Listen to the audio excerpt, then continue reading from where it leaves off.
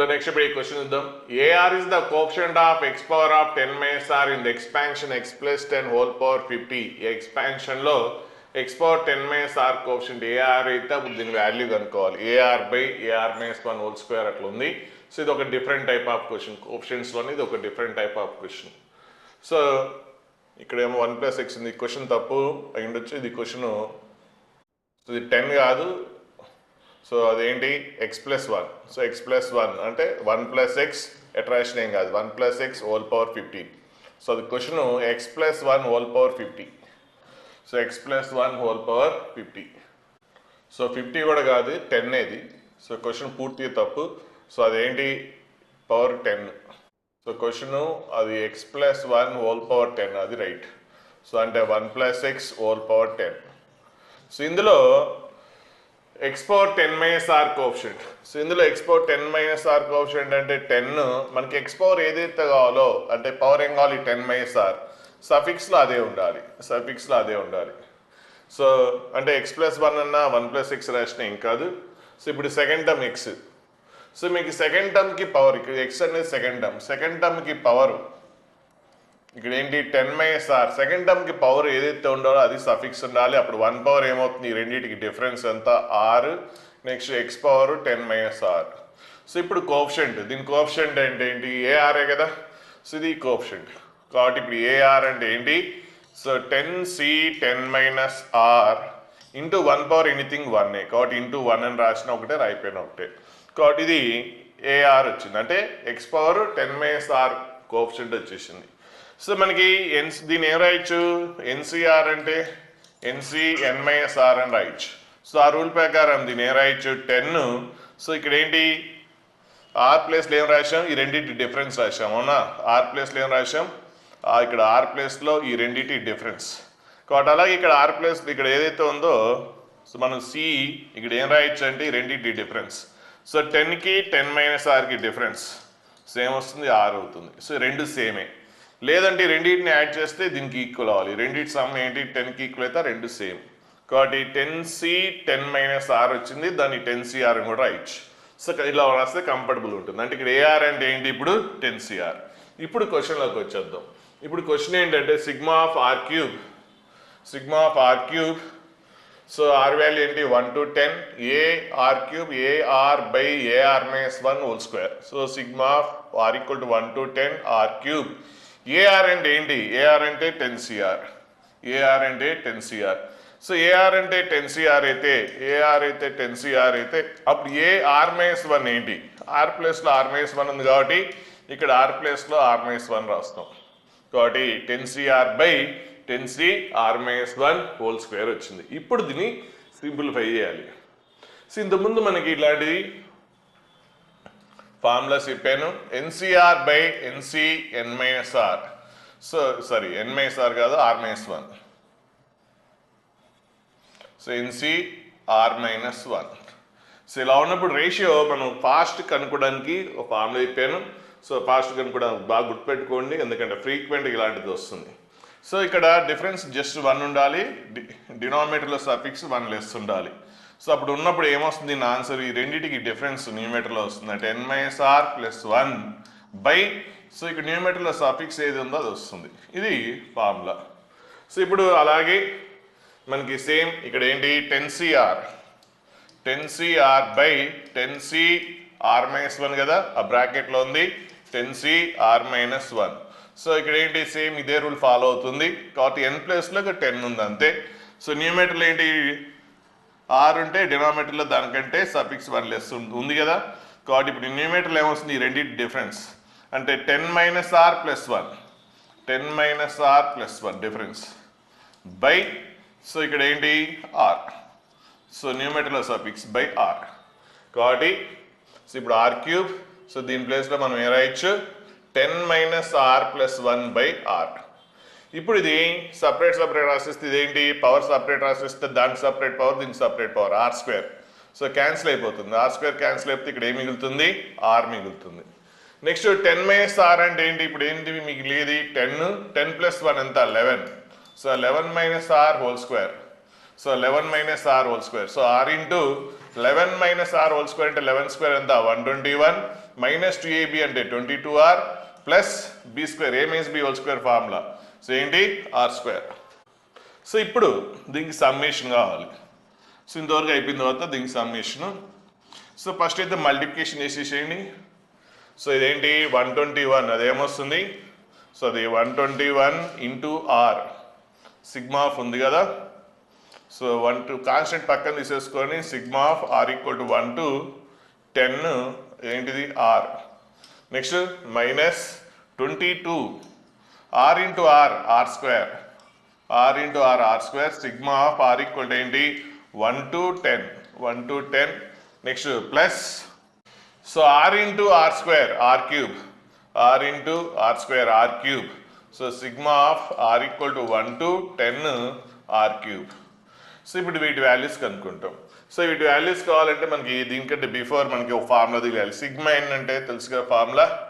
Sigma N అంటే ఏంటి formula ఈ ఫార్ములాస్ తెలియాలి. సిగ్మా ఎన్ అంటే N into N plus 1/2 sigma N square అంటే ఏంటి N into N plus 1 into 2n plus 1/6.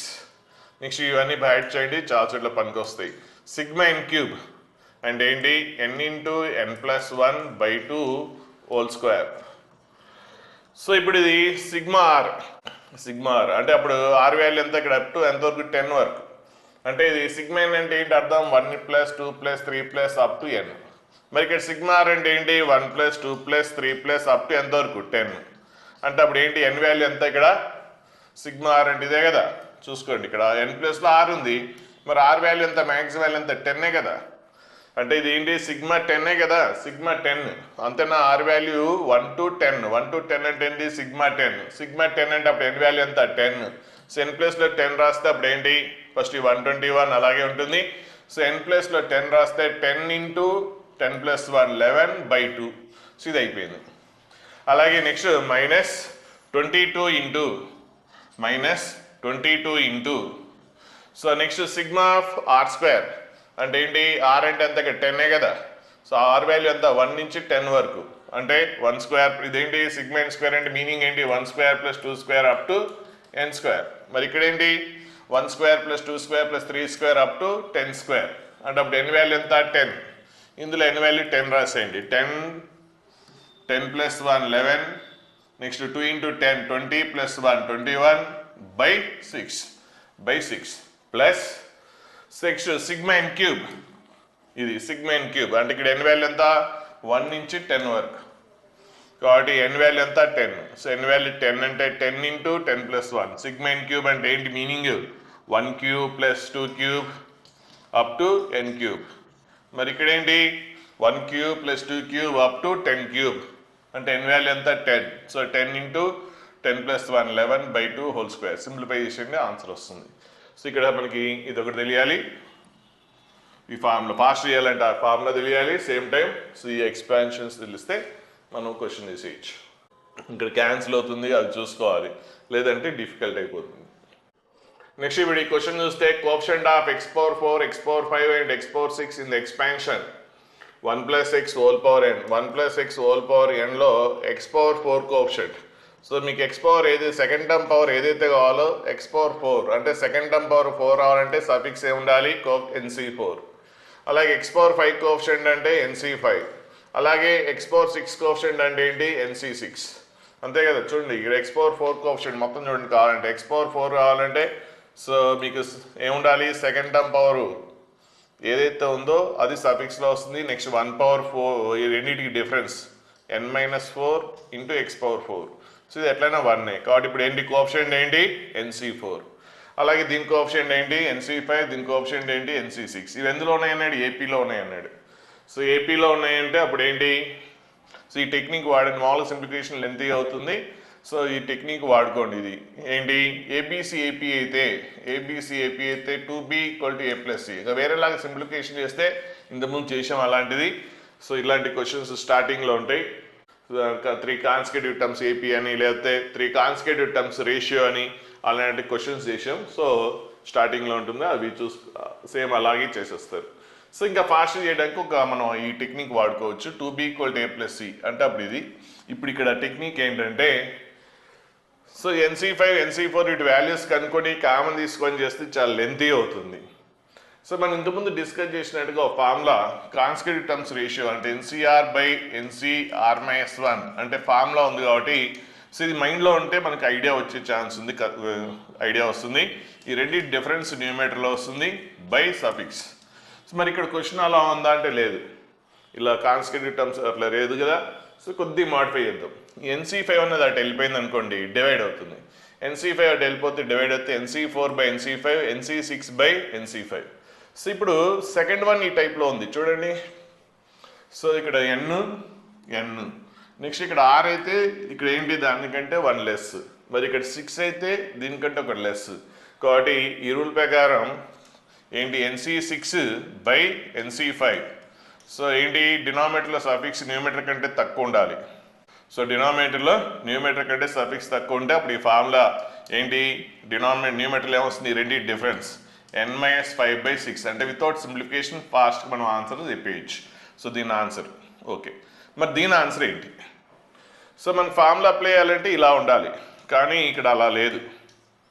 So మనకి ఏంటి ఫార్ములా అప్లై చేసేటప్పుడు అంటే ఇది కూడా ఉంటుంది, కానీ మళ్ళీ రెండు ఫార్ములాలు గుర్తుపెట్టుకుంటే కన్ఫ్యూజ్ అవుతారు. మీరు ఒకటే గుర్తుపెట్టుకోండి.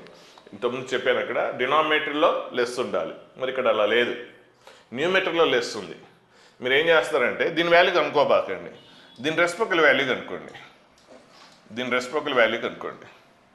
సో దీని రెసిప్రోకల్ వాల్యూ ఇప్పుడు ఓకే, దీని వాల్యూ కనుక్కోవచ్చు. సో ఈ రెండింటికి డిఫరెన్స్ న్యూమరేటర్లో వస్తుంది N-4/5. సో ఇప్పుడు దీని రెసిప్రోకల్ వాల్యూ N-4/5 అయితే మరి దీని వాల్యూ ఏమవుతుంది? సో దీని రెసిప్రోకల్ ఇది. సో దీని వాల్యూ N-4/5 అయితే అప్పుడు దీని రెసిప్రోకల్ ఏమొస్తుంది? 5/N-4 వస్తుంది. So 5/N-4. కాబట్టి ఇప్పుడు ఏంటి 5/N-4, దీన్ని తర్వాత ఎల్సిఎం చేసి సింప్లిఫికేషన్ చేస్తే క్వాడ్రాటిక్ ఈక్వేషన్ వస్తుంది. ఫ్యాక్టరైజేషన్ చేస్తే అప్పుడు N వాల్యూ 7 and 14 వస్తుంది. కాబట్టి ఇక్కడ క్వశ్చన్లో రెండు వాల్యూస్ వచ్చినాయి. అడుగుతుంది ఏంటి మ్యాక్సిమం వాల్యూ ఆఫ్ N అన్నాడు, కాబట్టి ఆన్సర్ ఏంటి 14. So maximum value of N is 14.